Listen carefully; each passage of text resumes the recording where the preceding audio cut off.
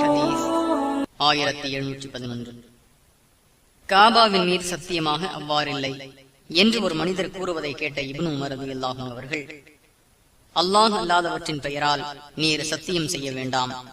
ஏனெனில் அல்லாஹ் அல்லாதவற்றின் பெயரால் ஒருவர் சத்தியம் செய்தால் நிச்சயமாக அவர் இறை மறுப்பாளராகிவிட்டார் அல்லது இணை வைப்பவராகிவிட்டார் என்று நபி ஸல்லல்லாஹு அலைஹி வஸல்லம் அவர்கள் கூற நான் கேட்டுள்ளேன் என்று கூறினார்கள். திர்மிதி 1535. இது ஹசன் என திர்மிதி இமாம் கூறுகிறார்கள்.